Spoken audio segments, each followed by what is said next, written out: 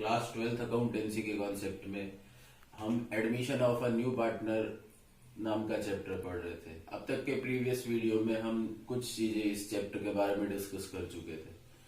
मैंने आपको ये चैप्टर जब शुरू हुआ तो भी बताया था कि टोटल मिला के इस चैप्टर में हमारे सामने 5 तरह की प्रॉब्लम्स आएंगी जिनको हमको सॉल्व करना है, और जिसमें से एक प्रॉब्लम को हम सॉल्व भी कर चुके थे जो था न्यू प्रॉफिट शेयरिंग रेशियो, मतलब नया लाभ हानि अनुपात। अब नया लाभ हानि अनुपात कैसे कैलकुलेट करते हैं, उसकी क्या सर्कमस्टेंस होती है, किस किस मेथड से उसको कैलकुलेट किया जाता है, वो मैंने आपको प्रीवियस वीडियो में अब तक सिखा दिया है। उसी के साथ साथ मैंने एक पॉइंट लिखा था उसमें सैक्रिफाइसिंग रेशियो, जिसको त्याग का अनुपात कहते हैं। तो थोड़ा सा आज डिस्कस पहले हम उसके बारे में करेंगे। तो यहां मैं लिख रहा हूं कि आज हम क्या पढ़ने वाले हैं। हम पढ़ने वाले हैं त्याग का अनुपात, जिसको अंग्रेजी में बोला जाता है सैक्रिफाइसिंग रेशियो।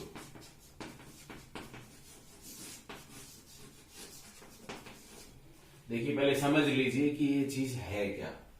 बेसिक बात क्या है कि हम चैप्टर पढ़ रहे हैं नए साझेदार का प्रवेश। इसमें होता क्या है कि एक नया पार्टनर फर्म में एडमिशन लेता है या शामिल हो जाता है।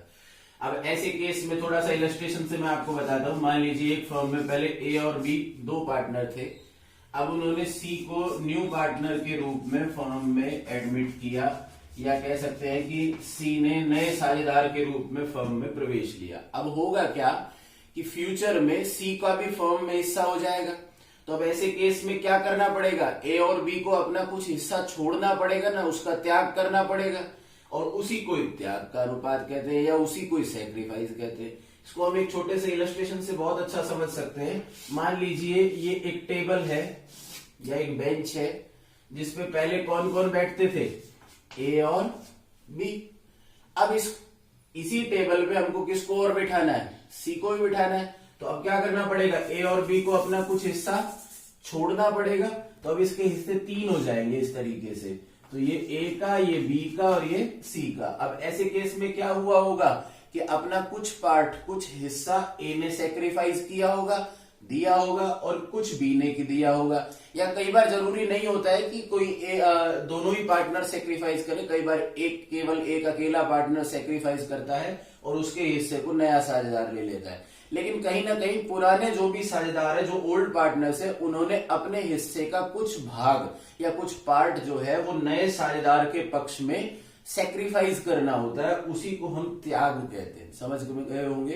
अब इस त्याग के अनुपात का एक सूत्र होता है, एक फॉर्मूला होता है। उस फॉर्मूले से हम इसको कैलकुलेट कर सकते हैं। तो अगर मैं सैक्रिफाइसिंग रेशियो का फॉर्मूला लिखूं, SR मींस सैक्रिफाइसिंग रेशियो, तो इसका एक बड़ा आसान सा फॉर्मूला होता है ओल्ड रेशियो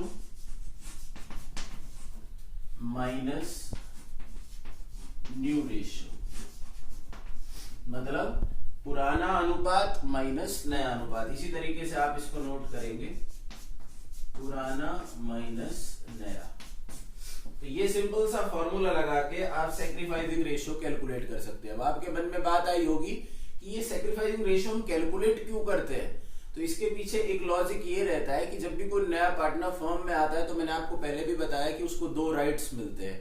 और 2 राइट्स कौन कौन से होते हैं, एक तो फर्म की असेट्स में उसको पार्ट मिलता है, और एक उसके साथ साथ जो भी फ्यूचर प्रॉफिट लॉस रहता है उसमें भी उसको पार्ट मिलता है। तो 2 उसको राइट्स मिलते हैं, अधिकार मिलते हैं। तो 2 ही चीजों के बदले में वो पैसे लेकर के आता है। तो उस पैसे को कौन एंजॉय करेगा या उस पैसे को कौन रखेगा, कितना कितना बांटेंगे, वो सब सैक्रिफाइसिंग रेशियो में ही डिटरमाइन होता है। या कह सकते हैं कि उसी के अकॉर्डिंग जो है इसका डिस्ट्रीब्यूशन किया जाता है, बांटा जाता है। क्योंकि साफ सीधी सी बात है, जो जिसके पक्ष में जितना त्याग करेगा वो उसके द्वारा लाई गई कैपिटल का या उसके द्वारा लाई गई जो गुडविल का पार्ट होता है उसको उतना ही एंजॉय करता है। तो इस केस के लिए हम जो है ये त्याग का अनुपात ज्ञात करते हैं, सैक्रिफाइसिंग रेशियो क्रिएट करते हैं। ये हमारे सामने सर्कमस्टेंस रहती है। अब दूसरी बात मैं बताता हूं कि कब तो आपको इसको पहले मैं इसका एक इलस्ट्रेशन आपको करके बताता हूं कि किस तरीके से इसको सॉल्व करते हैं। बड़ा आसान सा कॉन्सेप्ट है, ठीक है। देखिए, जैसे मान लीजिए एक फर्म में 2 पार्टनर थे, ए और बी। इनका जो रेशियो था वो था 3:2, मतलब 3:2। अब इन्होंने सी को भी शामिल कर लिया। अब सी को शामिल करने के बाद में इनका जो रेशियो है, नया जो अनुपात है, वो अलग आएगा कि नहीं आएगा, वो हमने प्रीवियस वीडियो में पढ़ चुके हैं कि हम वो कैसे कैलकुलेट होगा। मान लो ये तीनों होने के बाद में अब इनका जो ए बी सी का रेशियो आ रहा है वो आ रहा है, मान लीजिए 4:3, 4:3:2। अब ये वाला रेशियो तो हो गया पुराना, क्योंकि ये पुराने साझेदार थे, और ये जो रेशियो हो गया वो नया अनुपात है, क्योंकि ये तीनों नए साझेदार हैं। अब ऐसे केस में हम जो है वो कैसे कैलकुलेट करेंगे, मान लीजिए ए और बी का करना है, क्योंकि सी ने तो सेक्रीफाइस किया ही नहीं है, सी ने तो पाया ही पाया है। तो अब ऐसे केस में ए की बात करते हैं। ए का पुराना अनुपात क्या था, 3:2। तो इसका शेयर कितना हो गया, 3/5, 3/5। क्लियर है ना, माइनस माइनस का साइन लगा देते हैं। अच्छा, ए का नया अनुपात क्या है, 4:3:2। अब 4:3:2 है तो मतलब इसका पार्ट कितना हुआ, 4 + 3 + 2, 4 3 7 और 2 9, तो 4/9 हो गया कि नहीं हो गया। ऐसे ही बी का कैलकुलेट करना है तो कैसे आएगा, बी का पुराना 2/5 और नया 3/9। अब इसका हम एलसीएम लेकर के इसको कैलकुलेट कर सकते हैं। ठीक है, मान लीजिए इसका एलसीएम आता है 45। ठीक है, 5 × 9 27 माइनस 5 टाइम्स डिवाइड हुआ 20। ऐसे ही इसका कैलकुलेट करेंगे तो 45, 9 बार भाग गया, 9 दूनी 18 माइनस 45, 5 दिया 15, तो 27 माइनस 20 ये हो गया आपका 7/45, 7/45। क्लियर, और 18 में से 15 गए तो ये हो गया आपका 3/45। तो ये जो चीज आई है ये त्याग की कैलकुलेशन आई, सैक्रिफाइसिंग की कैलकुलेशन आई। इसको थोड़ा सा दिखा दीजिएगा कि ये क्लियर हो रहा है कि नहीं हो रहा है। इसके बाद में अब देखो इनका ये दोनों के नीचे डिटरमिन जो नीचे के पार्ट हैं वो 45 है, तो इसको अपन इजीली एज अ रेशियो लिख सकते हैं। तो इनका नया जो सैक्रिफाइसिंग रेशियो आता है वो आता है 7:3।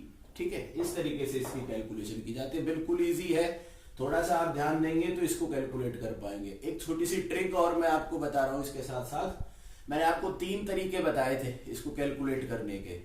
सबसे पहला, जब खाली ओल्ड रेशियो दिया हुआ हो, पुराने साथ जो नया अनुपात ज्ञात करने की 3 टेक्निक बताई थी, 3 केसेस बताए थे। तो पहले केस में इसको कैलकुलेट करने की आपको जरूरत नहीं है, जो ओल्ड रेशियो होगा वही सैक्रिफाइसिंग रेशियो होगा।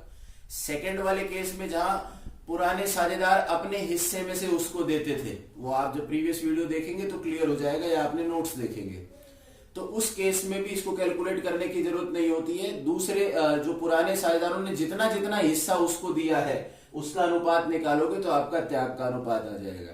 लेकिन जो तीसरा केस होता है वहां पे आप पहले नया अनुपात निकालेंगे, पुराना सवाल में दिया ही होता है, और इस फॉर्मूले से आप जो है इसको कैलकुलेट कर सकते हैं। Clear, thank you.